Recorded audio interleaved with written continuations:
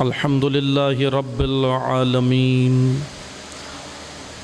الصلاۃ والسلام علی اشرف الانبیاء والمرسلین وخاتم النبیین سیدنا و مولانا علی رسولہ الکریم وأہل بیتہ الطیبین الطاہرین المعصومین المظلومین اما بعد قال اللہ تبارک و تعالی فی کتابہ المجید و فرقانہ الحمید بسم اللہ الرحمن الرحیم وما خلقت الجن والانس الا لیعبدون اما بعد بندگان خدا، میں آپ سب کو اور اپنے نفس کو تقوی الہی کی نصیحت کرتا ہوں، تقوی الہی کی جانب دعوت دیتا ہوں۔ خداوند تبارک و تعالی نے انسان کی نجات کا نظام قرآن کریم میں تقوی کو مقرر کیا ہے، اور یہ تمام عبادات جو خداوند متعال نے انسانوں کے اوپر واجب قرار دیں، دراصل یہ تقویت کے حصول کے لیے ہیں، تاکہ انسان تقوی کی منزل تک پہنچ جائے اور ان عبادتوں کے ذریعے سے خداوند تبارک و تعالی جس مقصد کے لیے انسان کو خدا نے خلق کیا، اس مقصد تک رسائی انہی عبادات کے ذریعے سے ہے۔ فلسفہ عبادت ہمارا موضوع ہے۔ گزشتہ جمعے بھی آپ کی خدمت میں نے اسی آیت کو تلاوت کیا تھا، سورہ مبارکہ ذاریات کی 51 نمبر آیت ہے 51، جس میں خداوند تبارک و تعالی نے مقصد خلقت جن و بشر بیان کیا کہ ہم نے جن و انس کو خلق کیا ہے مگر اس لیے کہ وہ ہماری عبادت کریں، اللہ کی عبادت کریں۔ یعنی بہت ہی خوبصورت آیت ہے، اور اس آیت کو میں گزشتہ جمعے بھی آپ کی خدمت میں طالب علمانہ چند چیزیں ہم نے پیش کی تھی، میں آج بھی اسی حوالے سے آپ کی خدمت میں پیش کروں گا۔ کچھ چیزیں، ایک دو چیزیں تکرار ہوں گی تاکہ پچھلے موضوع سے ہم متمسک ہو جائیں اور منسلک ہو جائیں۔ گزشتہ خطبے میں ہم نے آپ کی خدمت میں بیان کیا تھا کہ دیکھیں، عبادات سے مراد یہ نہیں ہے کہ ہم صرف یہ سمجھیں کہ نماز، روزہ اور چند امور ہی عبادت ہیں، بلکہ ہم نے آپ کی خدمت میں حدیث حضرت امام حسن عسکری علیہ السلام پیش کی تھی، اللہم صلی علی محمد وآل محمد۔ وہ حدیث آپ کو یاد ہے کہ جس میں امام عسکری علیہ السلام فرماتے ہیں کہ صرف زیادہ سے زیادہ نماز، روزہ ہی فقط یہی عبادت نہیں ہے، بلکہ التفکر فی امر اللہ، اللہ کے امور کے اندر غور و فکر کرنا، یہ بھی عبادت ہے۔ یعنی حصول علم حاصل کرنا سب سے بڑی عبادت ہے، جو روایات میں بیان ہوئی ہیں۔ عبادت کی میں ڈیفینیشن اگر آسان زبان میں بیان کروں تاکہ جوانوں کے لیے آسان ہو جائے، بزرگان بہتر جانتے ہیں، عبادات ان امور کو، یہ مختصر سی ڈیفینیشن ہے ایک لائن کی، عبادات ان امور کو کہا جاتا ہے جو انسان کو عبد خدا بنانے کے لیے تیار کرتے ہیں۔ یعنی انسان کو، خلق تو یہ انسان ہوا ہے لیکن عبد بننے کے لیے ہوا ہے۔ عبد اس نے بننا ہے، کس کا عبد بننا ہے؟ ابھی ہم عبد ہیں لیکن ہم نے دیکھنا یہ ہے کس کے عبد ہیں۔ اکثریت انسانوں کی خود اپنے نفس کی عبد ہے۔ عبد یعنی بندہ، کس کا بندہ ہے؟ ابھی ہم کس کے بندے ہیں؟ کس کے، یعنی بندہ انسان جب بنتا ہے جب کسی کے قانون کے سائے میں ہو۔ اب یہ میں اس بحث میں نہیں جاتا، یہ آپ نے خود سوچنا ہے اور غور و فکر کرنا ہے کہ ہم کس قانون میں جی رہے ہیں، کس کے قانون میں جی رہے ہیں، کس کے آئین کے اندر جی رہے ہیں؟ اللہ کے آئین میں جی رہے ہیں۔ ہمارا گھر، ہمارا کاروبار، ہمارے لین دین، ہمارے روابط، ہمارا اپنا وجود، ہمارے بچوں کی تربیت، ہمارا معاشی نظام، ہمارا تعلیمی نظام، ہمارے تمام امور ہائے زندگی کس کانسٹیٹیوشن کے سائے میں ہے، کس آئین کے سائے میں ہے، یہ خود ہم نے سوچنا ہے، کیونکہ جب ہم سوچیں گے تو ہمیں پتہ چلے گا کہ واقعاً ہم کس کے عبد ہیں۔ جس کانسٹیٹیوشن کے سائے میں ہمارے امور زندگی ہیں، ہم اس کے عبد ہیں، ہم اس کے عبد ہیں۔ یعنی ابھی ہم نے غور و فکر کرنا ہے کہ ہم کس کے عبد ہیں، عبداللہ یعنی اللہ کے عبد بنے ہیں یا نہیں، کیونکہ اللہ کا عبد بنانے کے لیے نماز ہے۔ نماز خود مقصد نہیں ہے، مقصد تک لے جانے کا ذریعہ ہے، وسیلہ ہے۔ لیکن اگر کوئی یہ سمجھے نماز ہی مقصد ہے تو یہ رک گیا، یہ بھی ابھی عبد نہیں بن سکتا، کیونکہ نماز کہیں لے جانے کے لیے ہے، روزہ ہمیں کہیں لے جانے کے لیے ہے، فروع دین جتنے احکام شرعیہ بیان ہوئے یہ ہمیں کہیں لے جانے کے لیے ہیں۔ کہاں لے جانے کے لیے ہیں؟ معبود تک لے جانے کے لیے، عبد کو سفر کرانے کے لیے، عبد کو معبود تک کا سفر کرائیں گے۔ بندگان خدا، عبادات ان امور کو کہتے ہیں جو انسان کو تیار کریں، اللہ کا عبد بنانے کے لیے تیار کریں۔ یعنی میرا وجود اگر نماز پڑھنے کے بعد ابھی تیار نہیں ہوا تو میں نے عبادت انجام نہیں دی۔ دیکھیں عادت اور عبادت میں فرق ہے معذرت کے ساتھ، لیکن ایک حقیقت ہے، ہم لوگ اصل میں ایڈکٹڈ ہو چکے ہیں بہت ساری چیزوں کے۔ مثلا ابھی ہم دیکھیں سوشل میڈیا کے ایڈکٹڈ ہیں یا نہیں ہیں، عادی۔ اور جب انسان کسی چیز کا عادی ہو جائے، اچھا خدا کو عادتیں پسند نہیں ہیں، خدا ارادہ چاہتا ہے، کیونکہ اللہ نے انسان کے وجود میں ارادہ رکھا ہے۔ میں عادت اور ارادے کی اگر آسان زبان میں مثال دوں، عادت آٹو ہے، جیسے آٹو سسٹم ہوتا ہے، کسی چیز کو ہم نے آٹو پہ لگا دیا وہ چل رہی ہے، لیکن ارادہ مینول ہے۔ آٹو گاڑیاں ہیں نا آپ کے پاس، آٹو کے اندر آپ کو گیئر چینج نہیں کرنے پڑتے، بس وہ خود چل رہی ہے، آپ نے ایکسیلیٹر اور بریک بس اس کا خیال رکھنا ہے اسٹیئرنگ پر۔ اور اب تو خیر جدید گاڑیاں آ رہی ہیں، اس کا بھی خیال نہیں رکھنا ہوگا، اب تو خود چلا کریں گی، لیکن آٹو ہے، آٹو سسٹم ہے، اس میں آپ کو آپ کا انسانی ارادہ یہاں نہیں چاہیے، لیکن انسانی ارادہ وہاں چاہیے جہاں مینول ہے، جہاں آپ نے ہاتھ سے کام کرنا ہے۔ خود جو ہاتھ سے کام آپ کرتے ہیں اس کے لیے آپ کو ارادے کی ضرورت ہوتی ہے، اور ارادہ انسان کے اندر خداوند تبارک و تعالیٰ نے سب سے مرکزی قوت رکھی ہے۔ نہج البلاغہ میں امیر المومنین علی ابن ابی طالب علیہ الصلوۃ والسلام، اللہم صلی علی محمد امیر المومنین فرماتے ہیں کہ مولا سے پوچھا گیا، مولا سب سے قیمتی انسان کون ہے؟ کون ہے قیمتی؟ جس کے پاس سب سے زیادہ مال ہے، پراپرٹی زیادہ ہے، بینک بیلنس زیادہ ہے، گاڑیاں زیادہ ہے، روپیہ زیادہ ہے، پیسہ زیادہ ہے، دنیا کے اندر اسٹیٹس اچھا ہے جس کا زیادہ؟ نہیں، امیر المومنین نے کہا سب سے قیمتی انسان اللہ کی نگاہ میں وہی ہے جس کا سب سے زیادہ ارادہ مضبوط ہے۔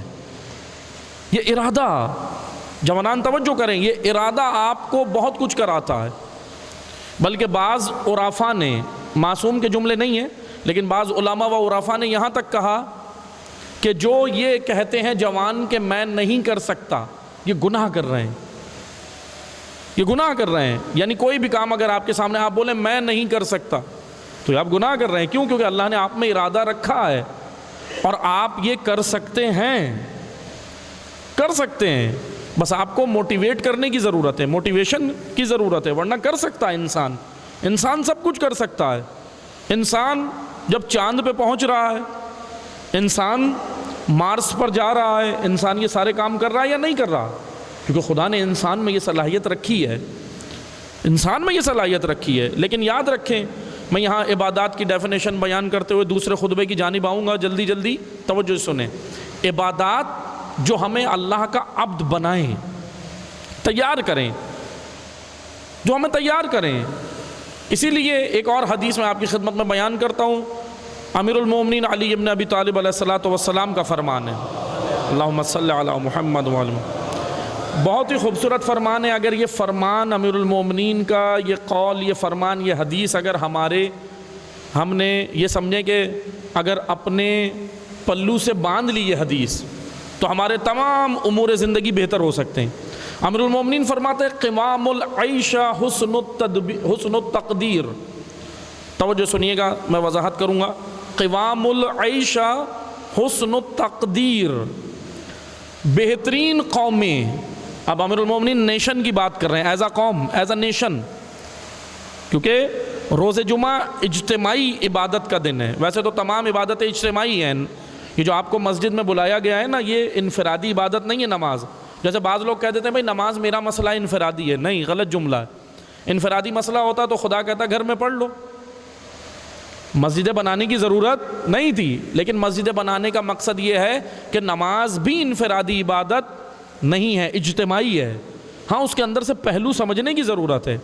یہ جو مسجدیں بنائی جاتی ہیں، مسجدیں امت سازی اور قومیں اور ملتیں بنانے کا مرکز ہیں. یہی مسجدیں ہیں. اسی مسجد سے اگر امت نہیں بنی تو پھر مسجد کے حوالے سے بہت ساری روایات موجود ہیں. کیونکہ یاد رکھیں، مسجد کا اصل ہدف، مسجد کا اصل کام ہدایت بشر ہے. اور پھر اب ہدایت کو کھولنے کی ضرورت ہے. ہدایت کے زمرے میں پھر سب کچھ آ جاتا ہے. لوگوں کو آگاہی دینا، اویئرنیس دینا، لوگوں کو شعور دینا. کیونکہ شعور کے بعد جو کام ہوگا وہ سب سے بڑی عبادت ہے. شعور کے بعد، عقل کے بعد. بس عزیزان محترم، علی علیہ السلام فرماتے ہیں قوام العیش حسن التقدیر، بہترین قومیں وہ ہیں جن کی تقدیر اچھی ہے، استوار. اچھا، تقدیر کیا ہے؟ تقدیر نتیجہ ہے، رزلٹ ہے.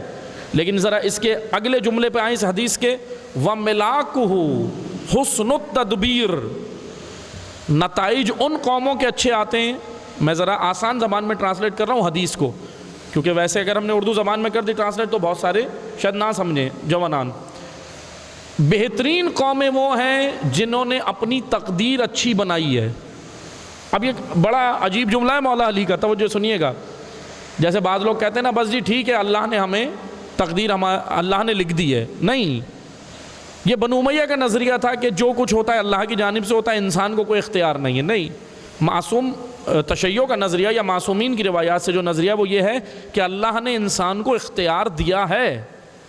آپ کو اور مجھے اختیار دیا ہے. امیر المومنین کہہ رہے ہیں کہ بہترین قومیں وہ ہیں جو اپنی تقدیر، حسن تقدیر جن کے پاس ہو، جو اپنی تقدیر اچھی بنائیں. میں تقدیر کا ٹرانسلیٹ آسان زبان میں کر رہا ہوں. جن قوموں کے نتائج اچھے آتے ہیں، رزلٹ اچھے آتے ہیں. پھر حضرت نے آگے فرمایا وَمِلَاكُهُ حُسْنُ التَّدْبِيرِ. لیکن نتائج ان قوموں کے اچھے آتے ہیں جن کی تدبیر اچھی ہوتی ہے، جن کی پلاننگ اچھی ہوتی ہے. جو پہلے پلاننگ اچھی کریں ان کو رزلٹ اچھا ملتا. یہ عبادت کے زمرے کی حدیث ہے یہ. یعنی تدبیر، پلاننگ. آپ جو بھی کام کریں زندگی میں پلاننگ کے ساتھ. ایسے نہیں کرنا ہے آپ نے. گھر میں انفرادی کوئی انڈیویجول کوئی آپ کا مسئلہ ہو، پلاننگ ہونی چاہیے. باہر کوئی اجتماعی ایز اے قوم، ایز اے نیشن یا کسی کے ساتھ کوئی مل کے کام کر رہے ہیں پلاننگ کے ساتھ. مثلا آپ کوئی بزنس کرتے ہیں، کاروبار کرتے ہیں، پلاننگ ہوتی ہے یا نہیں؟ بغیر پلاننگ کے کریں گے تو کیا ہوگا؟ نتائج اچھے نہیں آئیں گے. پلاننگ کے ساتھ. امیر المومنین کہہ رہے ہیں پلاننگ. اب ایک اور جملہ میں مولا علی کا بیان کرتا ہوں. ہمارے لیے یہ ہے یہ جملہ امیر المومنین کا، کیونکہ ہدایت، وہ ہادی ہیں، ہدایت دینے آئے. نہج البلاغہ خطبہ نمبر 32. اب اس کو جا کے آپ پڑھیے گا، کیونکہ اتنا وقت نہیں ہے کہ ہر چیز کی وضاحت ہو. میں صرف جلدی جلدی عرض کر رہا ہوں. خطبہ نمبر 32 نہج البلاغہ. میں صرف جملہ عرض کر رہا ہوں. امیر المومنین فرماتے ہیں اِنَّا قَدْ أَصْبَحْنَا. بڑا خوبصورت خطبہ ہے یہ. اس کی تشریح اور اس پہ میں اگر مثلا اس پہ اشروں کی ضرورت ہے. اس خطبے پہ پورے اشرے ہو سکتے ہیں، مجالس. یعنی کہ اس پہ اگر یہ کھلے تو بہت خوبصورت خطبہ ہے. امام فرماتے ہیں اِنَّا قَدْ أَصْبَحْنَا. ہم وہ لوگ ہیں. اب امیر المومنین کسے کہہ رہے ہیں؟ ہمیں کہہ رہے ہیں. خطاب ہم سے کر رہے ہیں نا. تمام آنے والی قیامت تک آنے والی ہر نسل سے امیر المومنین خطاب کر رہے ہیں. کہہ رہے ہیں اِنَّا قَدْ أَصْبَحْنَا. ہم وہ لوگ ہیں.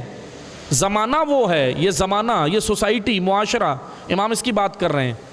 فی دہر اِنَّا قَدْ أَصْبَحْنَا فی دہر عنود فی وَزَمَنٍ کنود. یہ زمانہ عنود اور کنود ہے. توجہ سنیے گا، میں وضاحت کر رہا ہوں. نہج البلاغہ کے جملے عنود اور کنود. کیا ہے یہ عنود اور کنود؟ عنود کا معنی ہے یہ زمانہ سرکش ہے، ظالم ہے، اللہ کی حدود سے نکلا ہوا زمانہ ہے. مولا علی کہہ رہے ہیں آج آپ مجھے بتائیں اللہ کی حدود میں ہے معاشرہ؟ اکثریت انسانوں کی اللہ کی حدود سے نکلی ہوئی ہے، سرکش ہے۔ امیر المومنین کہہ رہے ہیں عنود ہے زمانہ، زمانے سے مراد لوگ، قوم، اقوام، بشر۔ امام کہہ رہے ہیں زمانہ عنود ہے، اللہ کے امور سے باہر نکل گیا ہے، سرکش ہے، اللہ کی حدود سے باہر ہے۔ فی زمن کنود و زمن کنود، اور کیا ہے؟ ظالم ہے، سرکش ہے، اور دوسرا کنود یعنی ناشکرا ہے۔ دو جملے امیر المومنین نے کہا، عنود اور کنود۔ عنود کہتے ہیں سرکش اور ظالم کو، اور کنود کہتے ہیں ناشکرے کو۔ امام کہہ رہے ہیں زمانہ ناشکرا ہے۔ پھر حضرت آگے فرماتے ہیں کہ لوگ، میں صرف ٹرانسلیٹ کر رہا ہوں، عربی کا وقت نہیں ہے، آپ جا کے پڑھیے گا، میں صرف ٹرانسلیٹ بیان کر رہا ہوں اردو میں جو ہے۔ امیر المومنین کہتے ہیں لوگ، ظلم بڑھتا ہی جا رہا ہے، لوگ علم سے فائدہ حاصل نہیں کرتے اور اپنی جہالت کو دور کرنے کے لیے سوال نہیں کرتے۔ یہ بہت اہم نقطہ ہے، لوگ علم کی جانب نہیں آ رہے اور اپنی جہالت کو دور کرنے کے لیے سوال نہیں کرتے، پوچھتے نہیں ہیں۔ پھر امام نے کہا جب تک ہوشیار نہیں ہوتے، جب تک سر پہ مصیبت نہ آ جائے، جب تک سر کے اوپر مصیبت نہ آ جائے ہوشیار نہیں ہوتے، یعنی غافل رہتے ہیں۔ جب سر پہ مسئلہ آ کے کھڑا ہو جاتا ہے تو پھر کہتے ہیں یہ کیا ہو گیا، یہ اب آ گیا، اب اس کے لیے، اسی لیے امیر المومنین کہہ رہے ہیں بہترین قومیں وہ ہیں جو اپنی پلاننگ اچھی کریں، اور ہمیں آج بہترین ایز اے نیشن ایک قوم پلاننگ کی ضرورت ہے۔ پاکستان کے اندر ایز اے نیشن پلاننگ، تشیع، پلاننگ کی ضرورت ہے تشیع کے لیے۔